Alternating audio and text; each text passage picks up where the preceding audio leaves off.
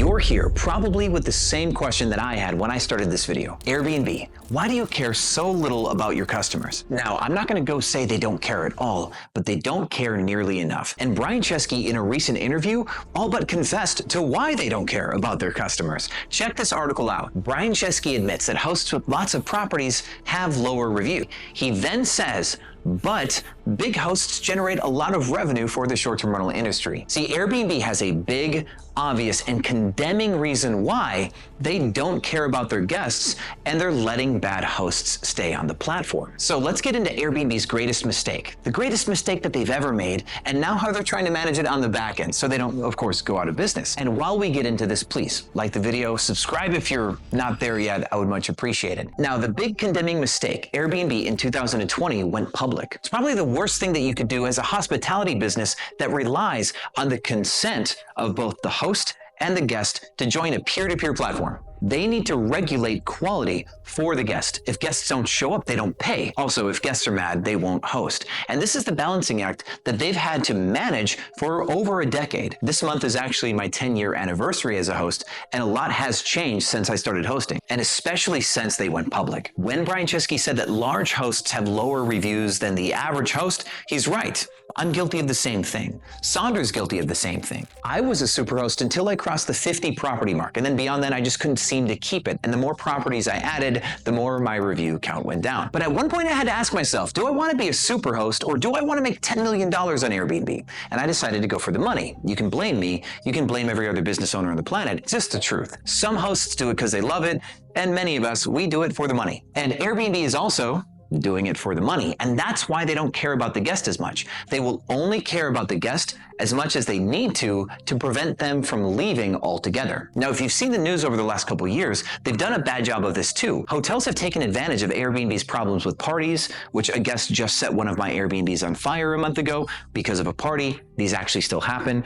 Airbnb has taken advantage of the lack of consistency, bad reviews, high cleaning fees, and all of these points have been wrapped up into advertising campaigns to get guests to go back to hotels, and with some success. So here's where Airbnb has the hardest line to walk. They need to find a way to keep the guests, but also keep the host on the line. Because if they completely abandon their hosts, remember, this game is consensual. If a host doesn't want to list on the platform, they lose their product. And if Airbnb loses their quality product, which is the staple for their platform, if you've ever gone to search, you see as soon as you land on the platform, tons of beautiful properties. If they lose those properties, they lose the game. So they have to find a way to give guests what they want without destroying host sentiment. But what do guests want is the question. Well, guests want consistency. They want to know when they show up to a property, they can check in, everything's like the photos, that their host is nice, not an asshole. And yes, that's harder by the year nowadays. They want to know that if there is a problem, Airbnb will support them. They want to know that Airbnb will relocate them if there's an issue. They want to know that Airbnb cares. But Airbnb has a problem in their function. In their anatomy,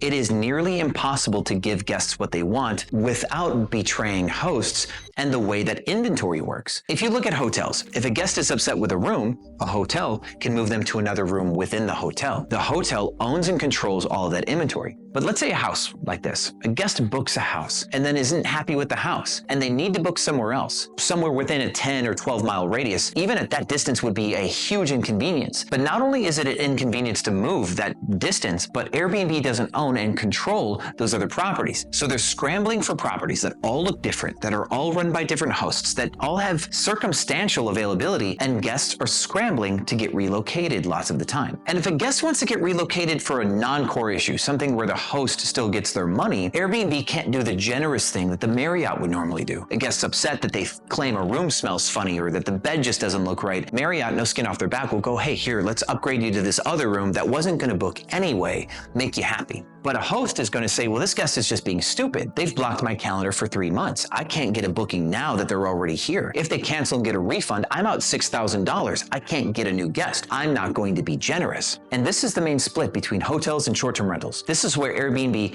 cannot care about guests. Because if they cared about guests and did what any other normal business would do, they would hand out piles of cash to guests in order to keep them happy at the cost of hosts. But because Airbnb can't do that and take hosts' money, they'd have to come out of their own pocket. And Airbnb only keeps a 14% service fee. They can't go giving 100% refunds with only a 14% spread. So what is Airbnb doing instead? Well, Airbnb has created this policy that if you cancel as a host, or if it's your fault, they will charge you up to 50% of that reservation cost for the cancellation. So that $6,000 reservation, if there is a hair in the shower, one single hair in the tub, you will lose $3,000. Guest gets a full $6,000 refund, and you pay an additional $3,000 fine to Airbnb that the guest does not get. Airbnb just keeps that money. It probably goes into this emergency slush fund that if they had to reach into their pockets to make guests happy, they'd have this emergency account to do so. Additionally, Airbnb updated their terms of service to add what is called a circumvention policy. A host with a bad listing could get paused, suspended, or the algorithm could just hide them. The lower your reviews, the lower the guest sentiment, the lower you show up in search. Now, a property that doesn't show up in search doesn't get booked and loses money. So hosts could make a second or third listing. They could create a new host account, they could take new photos, they could do whatever to try to find a way to get that listing up again. And Airbnb is using a software combined with the human touch to go through listings and try to find what were listings that were suspended that are getting relisted under the guise of it being new, to shut these listings and these hosts down. They're removing listings at the bottom that are most likely to make guests upset because those listings are most likely to cost Airbnb money and also most likely to ruin Airbnb's brand. Airbnb wants you to land on the platform and see all of these 5-star listings, treehouses and castles and farms and boats and mansions. They don't want you seeing a listing that's 3.9 star where a guest says there's mold in the basement. They don't want you seeing that on Airbnb because Airbnb's biggest competition for a large chunk of their inventory, we'll get to that in a second, are hotels, their consistency, their beautiful lobbies, their room service, all of the amenities, all of the convenience and location of a hotel. But hotels are kneecapped in a way, because hotels can't provide size and privacy. There's these houses that are 5 to 8 bedrooms with private pools, private hot tubs, privacy, big fences, Instagram walls, just these beautiful places that people can spend time and not deal with anybody, not see another soul that they don't know. And hotels can never beat that. So much so that Marriott Homes and Villas created their own platform to try to start listing houses that are Airbnb properties or VRBO properties and get them on Marriott Homes and Villas. They're trying to curate some of the best properties in the market, and people can use Marriott Bonvoy points to book a house instead of a hotel. Marriott gets it. If you can't beat them, you've got to join them. And this is the inventory that is insulated or safe on Airbnb. And all of Airbnb's moves lately are to protect that class of property. Now, I did make my tens of millions of dollars with apartments doing arbitrage. I still do that, plus co-hosting, and my best friends buy their properties and I consult for them, and thousands of students who've paid me to coach them. I'm everywhere in this game. I see it all. And I'm not saying that apartments are dead. That's not what I'm saying. But apartments are at the largest risk of hotels taking that inventory. And Airbnb recognizes that. And that's why we're seeing in their winter releases and their summer updates that they're constantly pushing their edge, their advantage. And Brian Chesky only cares about 2 things to bring this back full circle. He cares that they make money quarter over quarter. He's got shareholders that will breathe fire down his neck if they don't make money. And 2, he needs to make sure that he doesn't put himself in a position to lose next year. So he's not going to get rid of the big hosts, people like me with over 100 properties, but he will try to enforce heavily that we do adhere to some level of quality that is much lower than he will confess to just by deleting away the worst listings that big hosts have or hiding them. Now, hosts like me, because we play the game at scale, we would accept where they delete 2 or 3 listings and we would take a loss, and we go create new listings and do a better job next time. There is a meta here between large providers like us and Airbnb. It's almost like a turf war. They're not going to ban us altogether because a big host, even if they have lower reviews, still, like he says, generate hundreds of millions or billions of dollars for the industry. My students alone for my coaching have made over $1 billion on Airbnb. I'm just one guy with a YouTube channel and some people who started Airbnb, and they've made over $1 billion. To ban hosts at that scale for not being superhost would be the most nearsighted failure they've ever made. It would in the near future be good for hosts. By banning all these hosts, only good properties would be left and there wouldn't be enough properties, so they would charge more money and hosts would make a killing again for another year. But then guests would be hyper upset because there's no affordability and then no value in Airbnbs because they're all price gouging. So Airbnb needs competitive supply. They need the average host and even the below average host to give guests the full range of options, whether they care more about quality or price.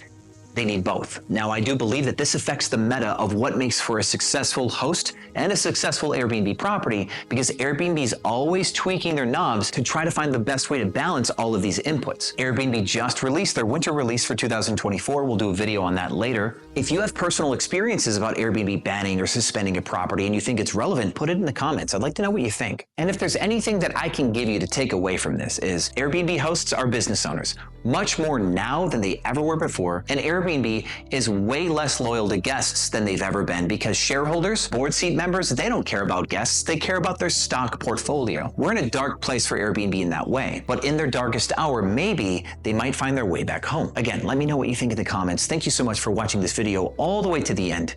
And as always, my friends, I will see you on the other side.